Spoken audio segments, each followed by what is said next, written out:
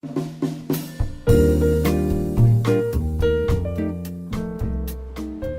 último tema de nuestro programa se refiere a los medios de comunicación.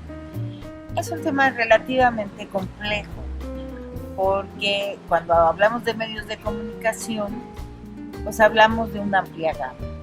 Entonces me gustaría empezar con lo más sencillo, porque eso no ha cambiado tanto en el tiempo, que es la televisión.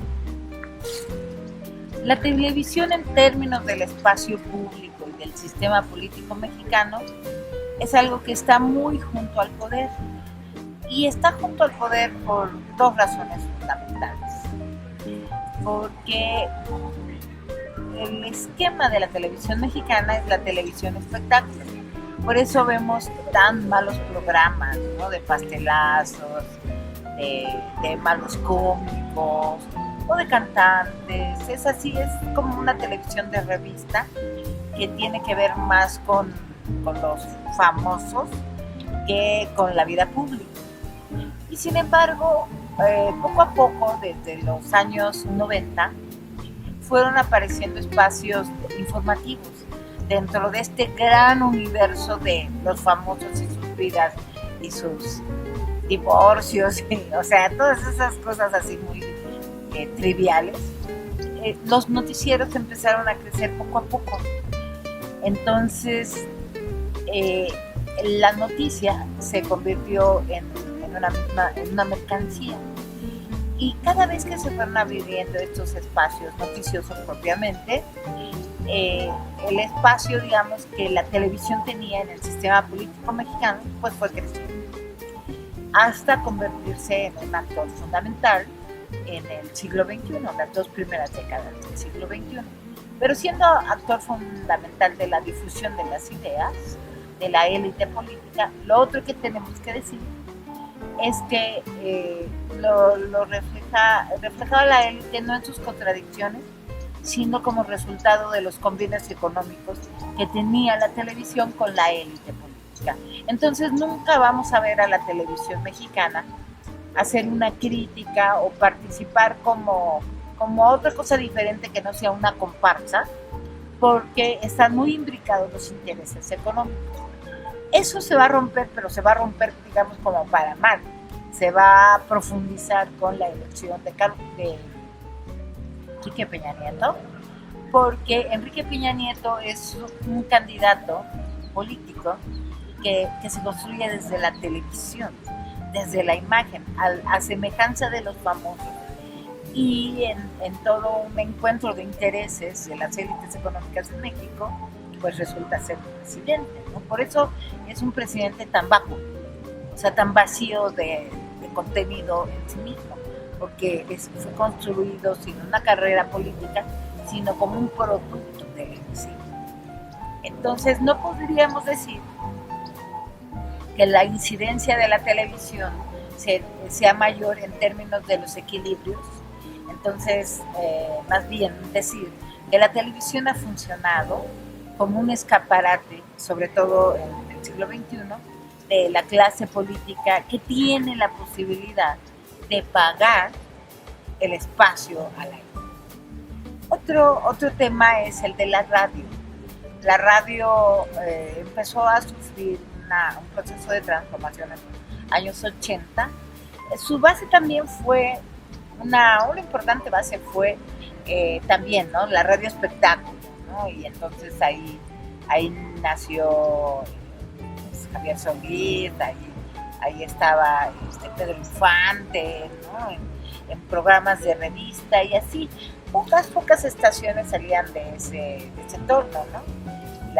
Las estaciones de la XLA, que durante mucho tiempo fue la estación por excelencia de la música clásica, digamos, las radios propiamente del gobierno, que era una radio cultural, ¿no? Hasta hace algunos años, hasta había una estación así como un poco alucinante, pero mucha gente la oía, que era una estación que era la XQK, y entonces se la pasaba dando la hora, ¿no? Entonces tú lo aprendías y cada minuto decía algo así como jaste, la hora de México y te daba la hora, ¿no? Entonces, eso era toda la estación. Y así había como un gran perfil de estaciones de tipo revista de distintos géneros musicales. Hasta el momento en que a un productor, a Pepe Cárdenas, se le ocurrió una cosa pues muy sencilla, verdaderamente sencilla, pero que abrió el camino a lo que la radio se convirtió después. Esto fue, pues, por supuesto, en los años 80. Los años 80 son centrales para entender cómo evolucionan los medios en el espacio. Este hombre hizo una cosa muy sencilla. Hacía preguntas al aire y abría los teléfonos, que todavía eran teléfonos así fijos, ¿no? Para sus audiencias, para que contestaran las preguntas, para que reportaran cosas que estuviera como ocurriendo en sus colonias. Eso fue todo, digamos, con él, pero con él empieza ese movimiento. Después va a venir un periodista que al principio fue muy interesante y después pues, se convirtió así como en el ayatola de la radio, ¿no? O sea, era tan fuerte que él decía cómo debían de ser todas las cosas, sin mucha medida, ¿no? Pero independientemente de esa posición final de Gutiérrez Ribó, lo que él hizo fue convertir a la radio, a su espacio radiofónico, en una cosa que no existía en la radio mexicana. Una estación de radio dedicada a la ciudad y a los problemas de la ciudad. Y se sostenía por una gran audiencia también, y esta gran audiencia básicamente lo que quería saber era qué calles estaban atascadas e irse por otro camino. Entonces tenía helicópteros, tenía motocicletas que monitoreaban como el tráfico de toda la ciudad. Mucha gente lo oía, porque en cuanto se metían se encendían su automóvil, pues obviamente querían saber por dónde irse.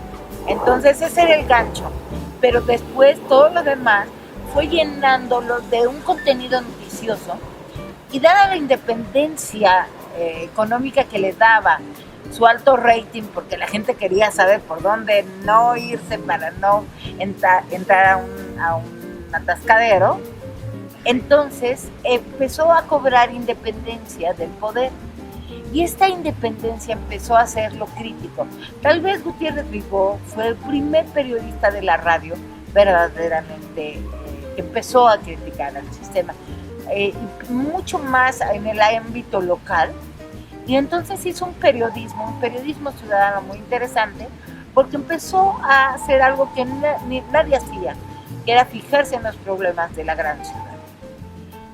A partir de ahí empezamos a ver el crecimiento de los noticieros en todas las estaciones de radio, y que empiezan a copiar un poco este esquema de tenemos quien nos dice cómo está el tráfico, y así hacemos que la gente, tenemos audiencias, ¿no? Como que creamos audiencias, y a estas audiencias les damos nuestro discurso informativo.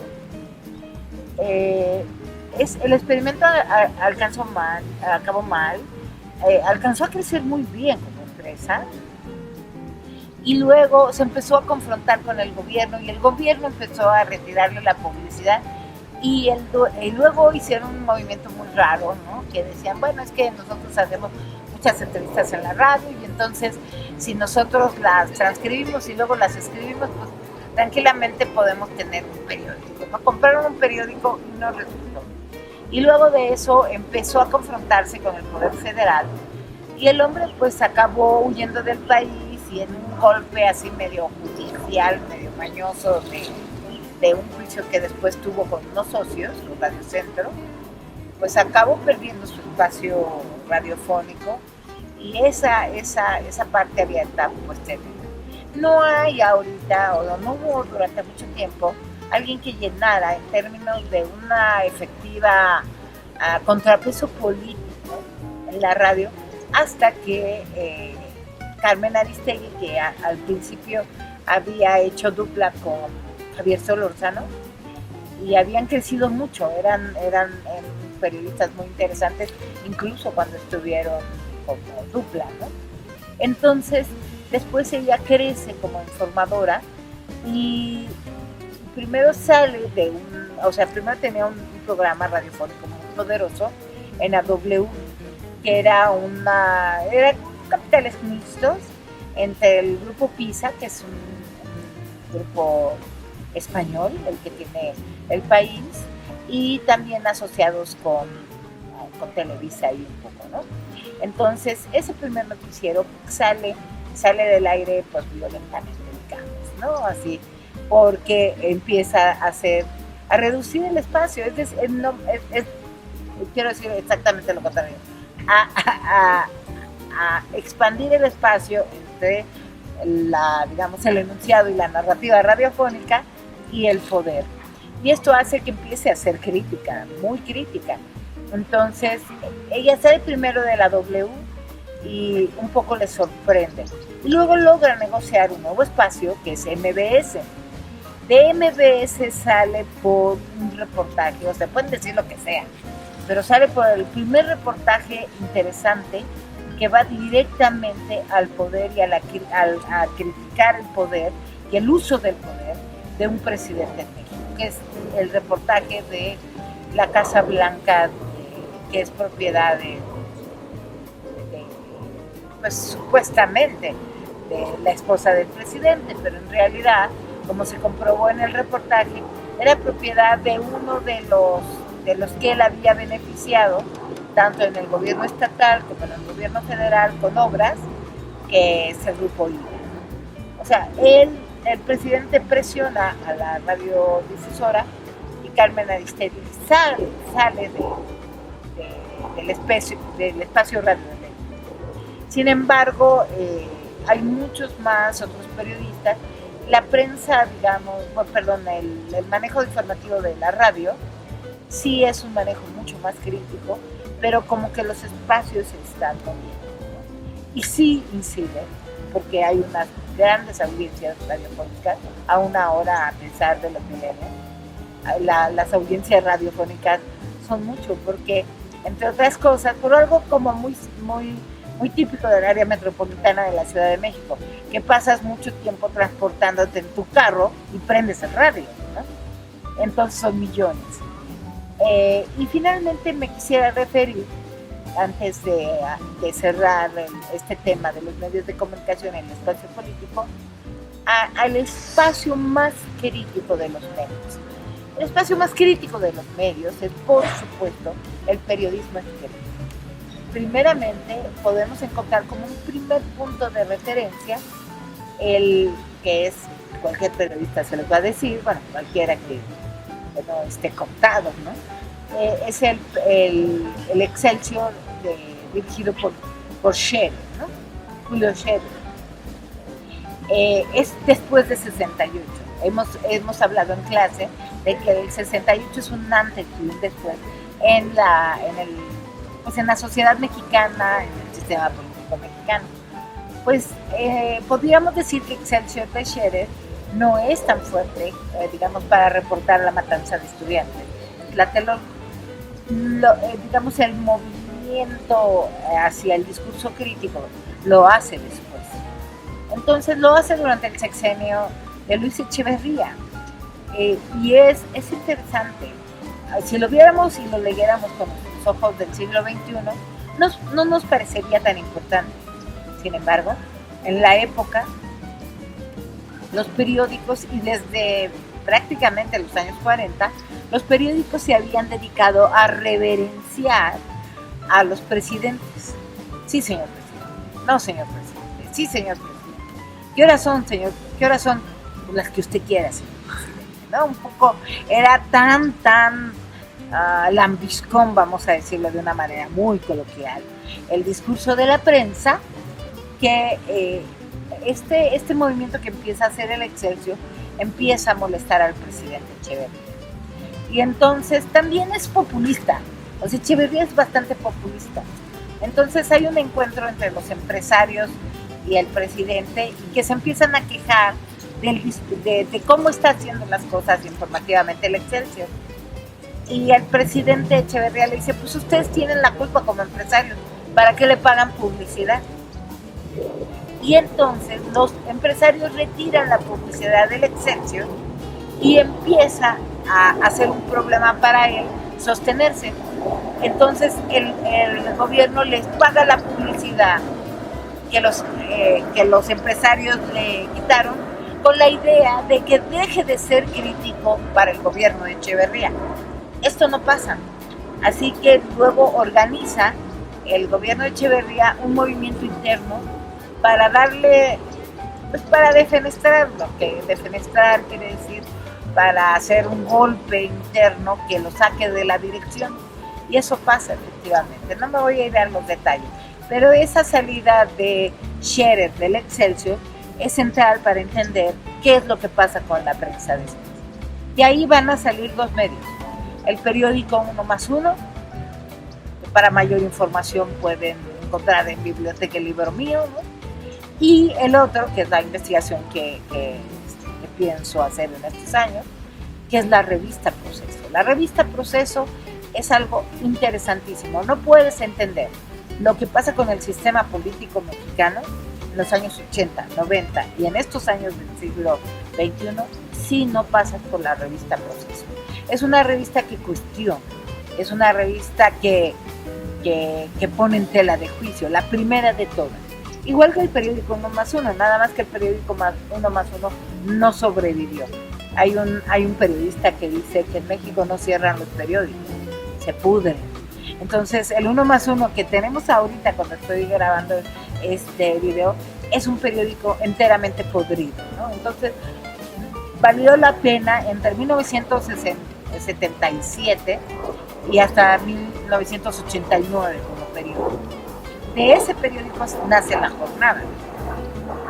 Y muchos de los articulistas que ahorita andan en el periodismo se formaron en las páginas del 1+1 o de La Jornada. Entonces fueron los lugares de la crítica, los lugares donde el periodismo finalmente sí se separó del poder y tuvo una incidencia en el espacio público como un actor más. Eso no es fácil ahora. Después llegó el Reforma.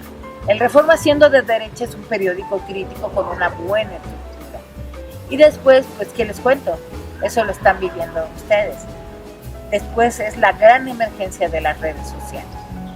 Y ustedes, me atrevo a suponerlo, ven la información, no tanto en los periódicos, ya nadie compra periódicos, nada más los nostálgicos. Todo el mundo ve páginas web, todo el mundo ve las noticias como ustedes en sus redes sociales. Y las redes sociales han mostrado que sí pueden generar y articular eventos políticos, movimientos de masas, como lo hemos visto durante todo el tiempo.